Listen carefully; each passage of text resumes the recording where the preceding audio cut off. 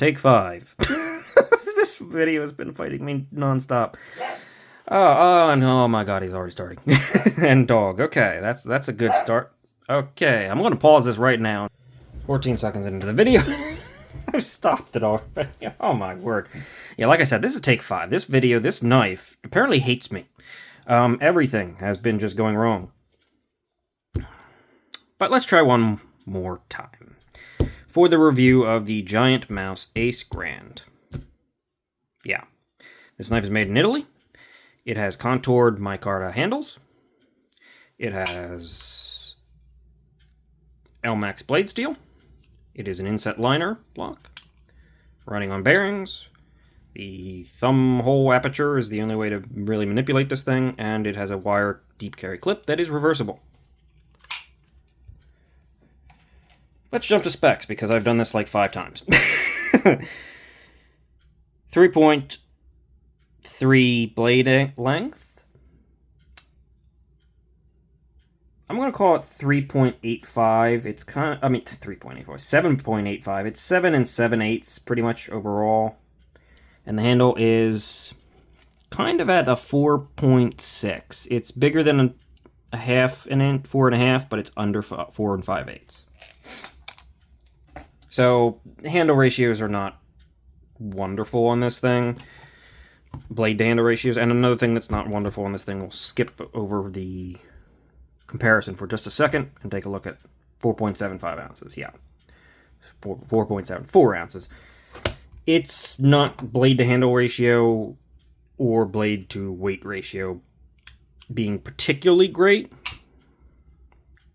It's by no means a heavy knife. It's by no means a hard knife to carry, but yeah, it's just not doing that thing, which is all right. It's still an attractive knife. It's got its own look to it, so I don't have a problem with it. Some may, I guess. For the comparisons, we have the Elementum and the Conspirator.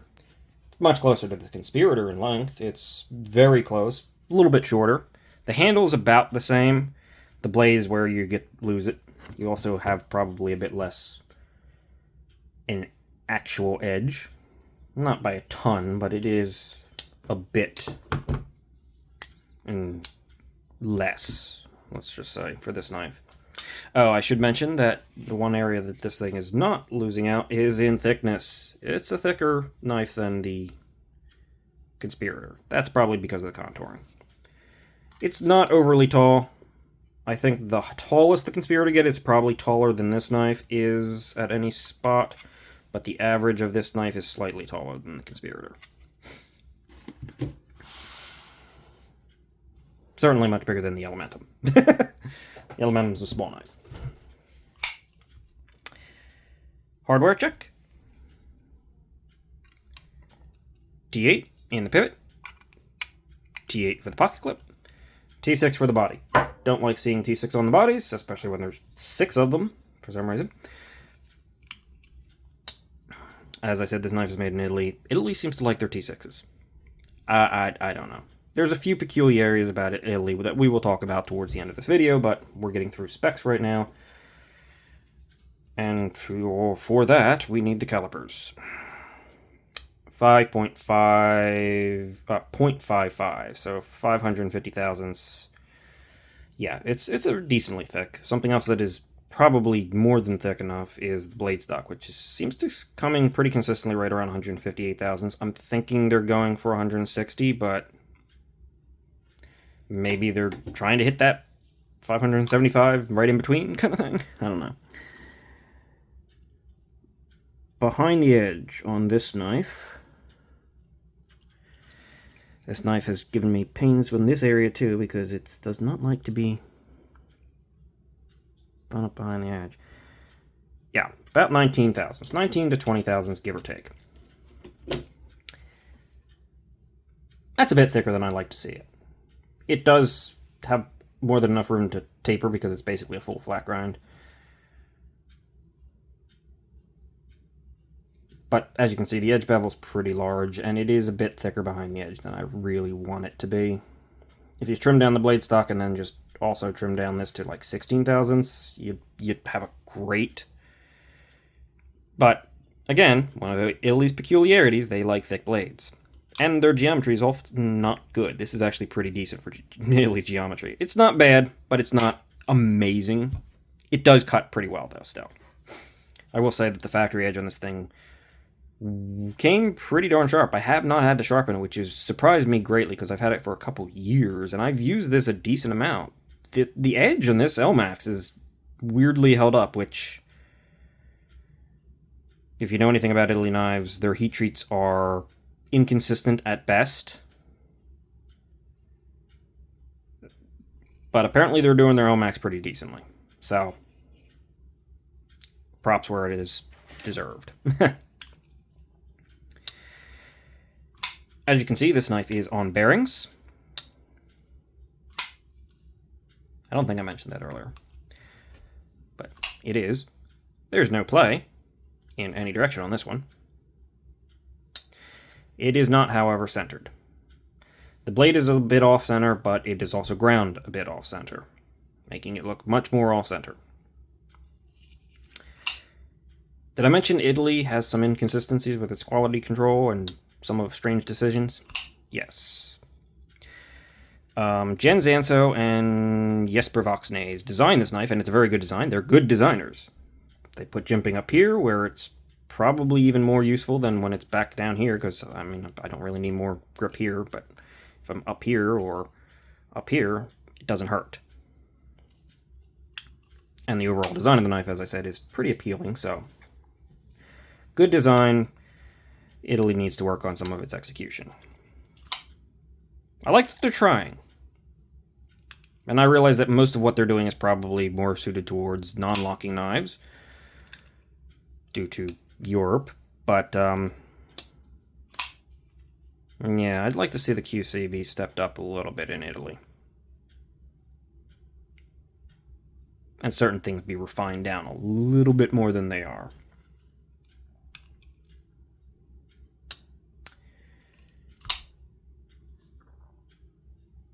Since we're talking about the blade, we'll take a look at the plunge grind, which is great. This, they don't need to change. Plunge grind ends right there. It's very defined. You have more than enough life to sharpen off. The stop pin is up in here, which actually hits in front of the lock face. So, yeah, you're nowhere near. You got more than enough room to sharpen in more choils, to sharpen away knife. You're good. You're golden. That is not a problem with this knife. More companies need to do that. And this company in particular, like a lot of Italian knives, needs to focus on a few other things.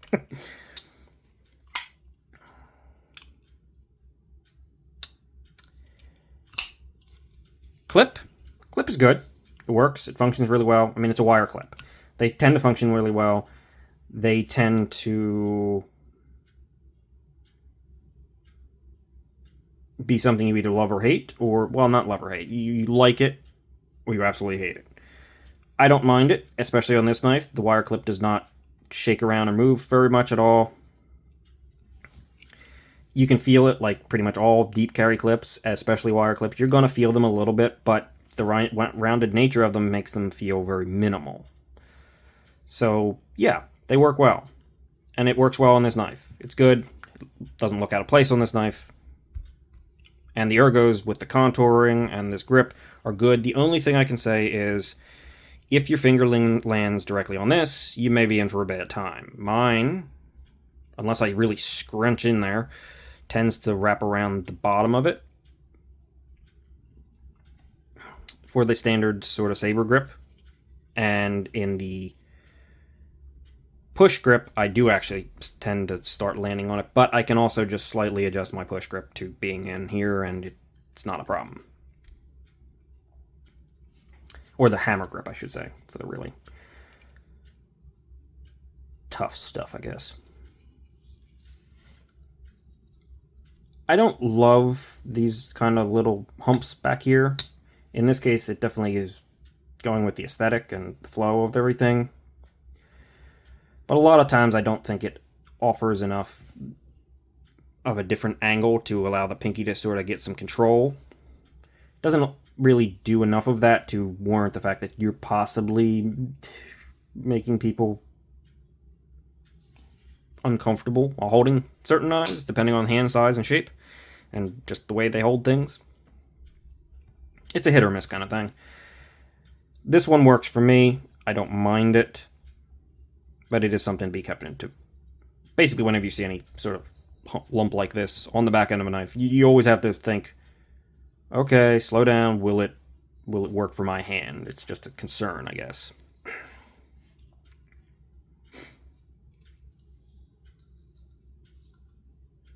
Yeah. I personally think that if they were to lower the amount of swedge here, lower the tip of the knife a little bit, cut that down a little bit so it doesn't quite have to be so high, and get rid of or adjust this rather thick backspacer, you could probably get more blade length in there, because the blade to handle ratio is not great, and there's definitely room to get some more blade into that handle if you really want to. It would change up the aesthetics a little bit, but I think they could keep it pretty similar. It just would take a pretty substantial redesign of how things fit together, so it's not likely to happen, but it could be improved. Do with that what you will, I suppose.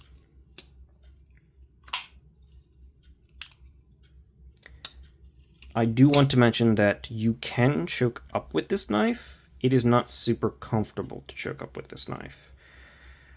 I can do it, and I feel reasonably safe. I mean, I'm not jamming my hands into anything, but I feel reasonably good here.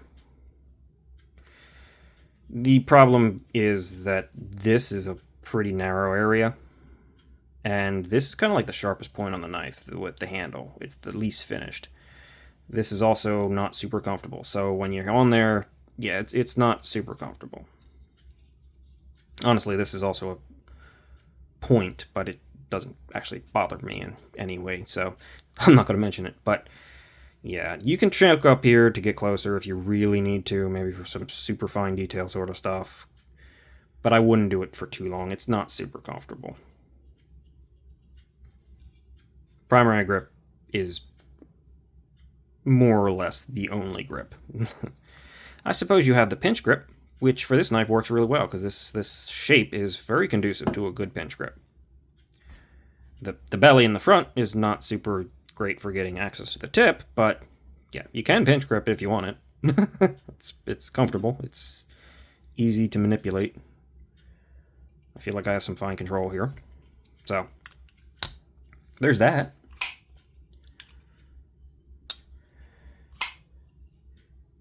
Now, well, you may have noticed this already, but we'll talk about the lock. I don't know what that is. It kind of makes me think that they may have tried to carbonize the lock face. Mine came this way, with this stuff on it, and it hasn't went away, and I haven't been able to clean it off. It's on there good. Maybe this knife was failing, and they carbonized the lock face so that they could get it passed through QC? I don't know. But it's there. I don't know if it's there on all of them, but it's there on this one. And it does create lock stick. It's not bad lock stick,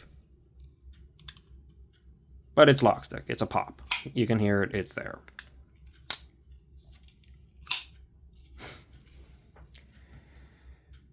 What does compound the issue a little bit is this lock bar. While you have good lock access, I find this lock bar to be sharp. It's too aggressive. It'll wear down into your fingers pretty good. This is not a fidgety knife for that reason.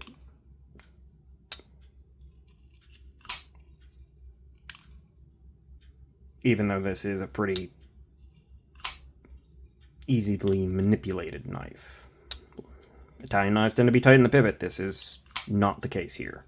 The detent's a tiny bit light, but it still gives you adequate and satisfactory feedback. And let's see. Yeah, you can shake it out, but it takes a decent amount of force. It's not something I'd be worried about, and that might differ from one to one a little bit. Same with the lock stick. Same with whatever that is on the lock bar or the lock face.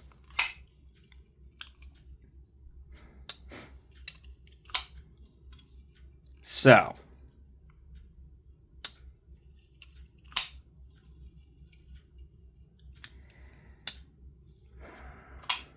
I like this knife, but I also am not going to put this knife in my recommendable tier.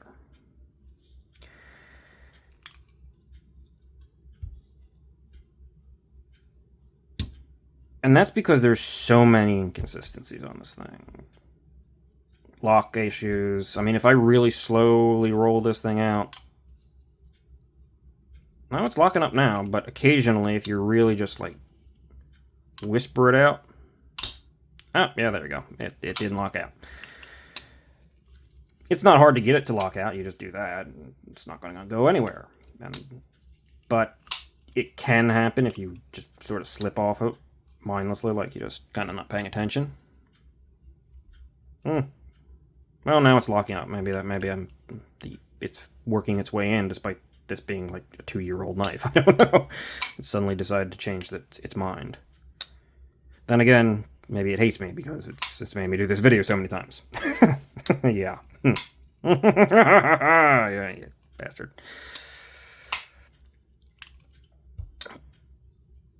But lock inconsistency, known heat-treated inconsistency, grind inconsistencies, whatever that is. Italian knives are interesting, and they have some really good designs. But their execution is just... They tend to not like optimal geometries. They tend to not be able to hit the heat treats as good. I mean, this is an exemption of that. This LMAX seems to be really good. And it's really sharp. It hasn't even really needed to be sharpened, and I've used it. You could use a touch-up, but it's pretty sharp. It's surprising how well this is done. So credit where credit is due. They're not having, at least Giant Mouse is not having an issue with their LMAX in this example. But they make a few baffling decisions, and some of their quality being action and lockup are inconsistent.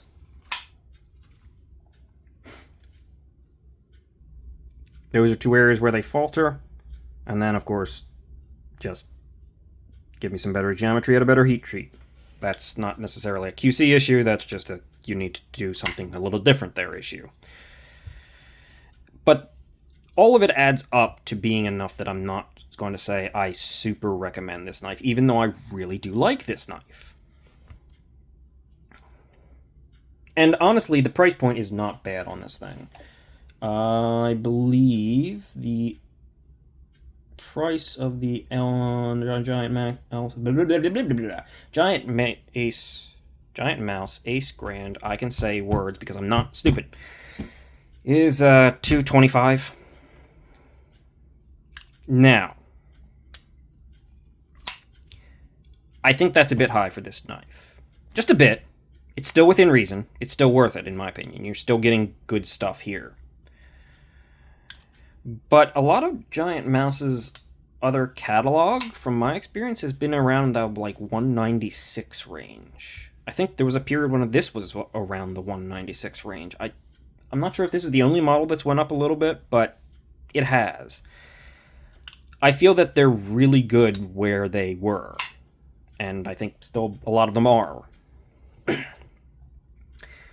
So funny enough, unless you're specifically looking for this particular model because this is what you like, its own peers are its biggest competition. Or are competition enough in the same realm to knock this one out, almost. I mean, there is definitely other competition that can probably beat it. That doesn't necessarily mean it's not recommendable, but because it's beat out by its own siblings, and it's inconsistent in quality, Yeah, I can't say I recommend it, but it is a good knife, which is weird.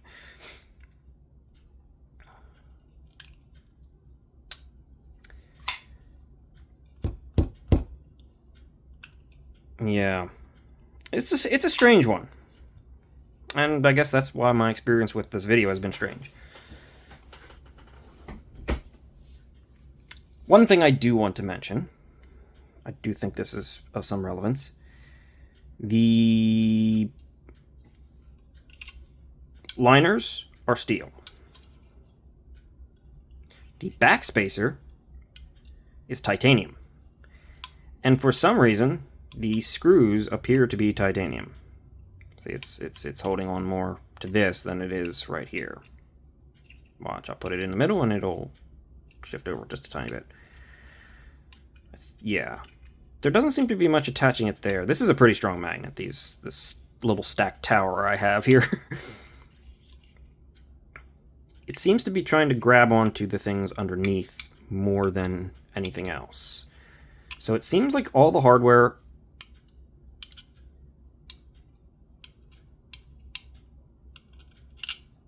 and the clip might be, yeah, I think, yeah, just jumped right off the clip there. Oh, you didn't see that. Oh, that was off camera. But the clip and the backspacer are all in titanium, which is interesting, particularly the hardware.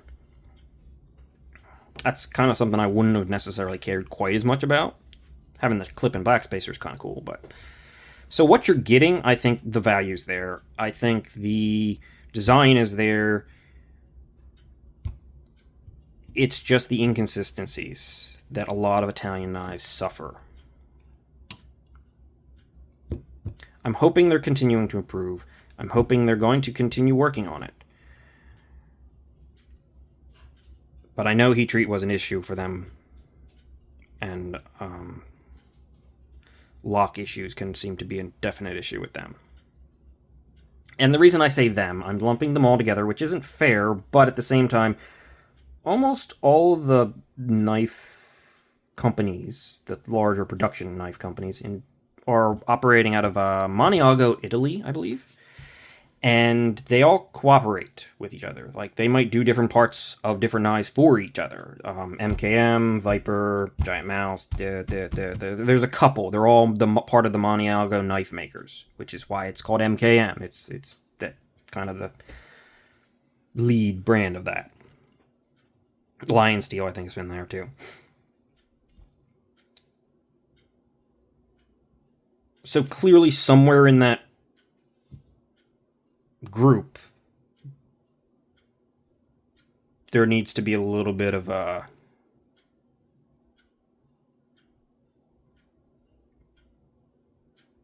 tightening up loose ends, let's call it. So, not recommendable in that sense.